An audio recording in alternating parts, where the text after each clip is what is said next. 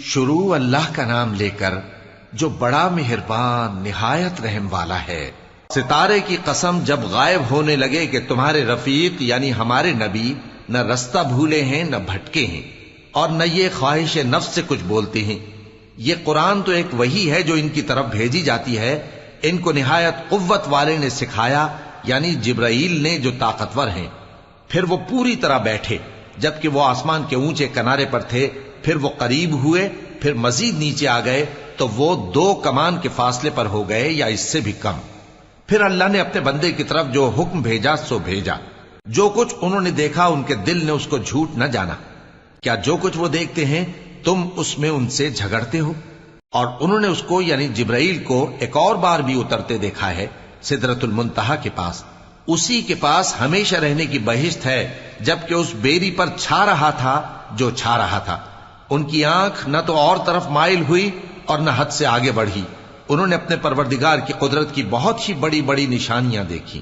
بھلا تم لوگوں نے لات اور عزا کو دیکھا اور تیسری مورتی یعنی منات کو؟ مشرکو، کیا تمہارے لیے تو بیٹے ہوں اور اللہ کے لیے بیٹیاں؟ یہ تو بہت ہی بے انصافی کی تقسیم ہوئی۔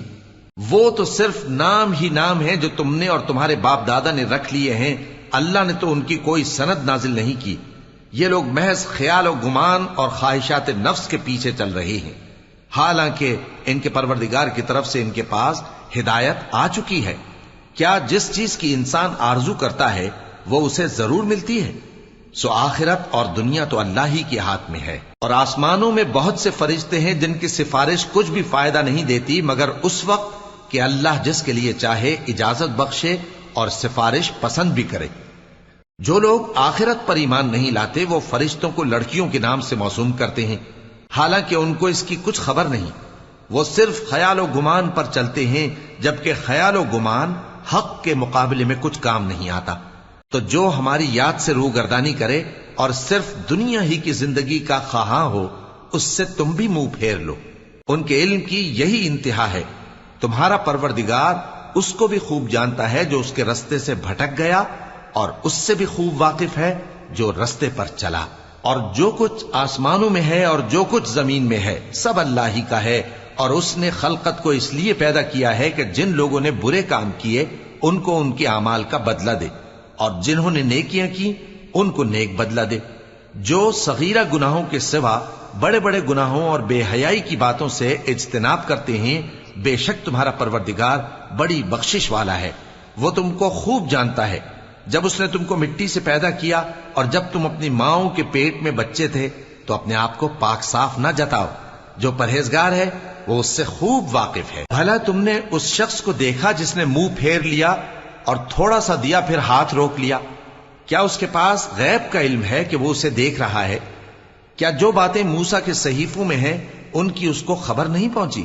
اور ابراہیم کے صحیفوں کی جنہوں نے حق کے طاعت اور رسالت پورا کیا، وہ یہ کہ کوئی شخص دوسرے کے گناہ کا بوجھ نہیں اٹھائے گا، اور یہ کہ انسان کو وہی ملتا ہے جس کے لیے وہ محنت کرتا ہے، اور یہ کہ اس کی محنت کا جائزہ لیا جائے گا، پھر اس کو اس کا پورا پورا بدلہ دیا جائے گا، اور یہ کہ تمہارے پروردگار ہی کے پاس پہنچنا ہے، اور یہ کہ وہ ہنساتا اور رلاتا ہے، اور یہ کہ وہی مارتا اور جلاتا ہے، اور یہ کہ وہی دونوں جوڑے یعنی نر اور مادہ پیدا کرتا ہے یعنی نطفے سے جو رحم میں ڈالا جاتا ہے، اور یہ کہ قیامت کو دوبارہ اٹھانا اسی کا ذمہ ہے، اور یہ کہ وہی دولت مند بناتا اور وہی مفلس کرتا ہے، اور یہ کہ وہی شیرا نامی تارے کا بھی مالک ہے، اور یہ کہ اسی نے عاد اول کو ہلاک کر ڈالا اور سمود کو بھی، غرض کسی کو باقی نہ چھوڑا، اور ان سے پہلے قوم نوح کو بھی۔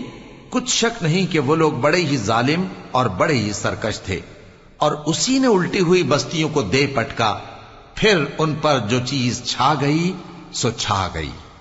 تو اے انسان، تو اپنے پروردگار کی کون کون سی نعمت پر جھگڑے گا؟ یہ پیغمبر بھی پہلے کے خبردار کرنے والوں میں سے ایک خبردار کرنے والے ہیں۔ آنے والی یعنی قیامت قریب آ پہنچی، اس دن کی تکلیفوں کو اللہ کے سوا کوئی دور نہیں کر سکے گا۔ اے کافرو، کیا تم اس کلام پر تعجب کرتے ہو اور ہنستے ہو اور روتے نہیں؟ اور تم غفلت میں پڑے ہو تو اللہ کے آگے سجدہ کرو اور اسی کی عبادت کرو۔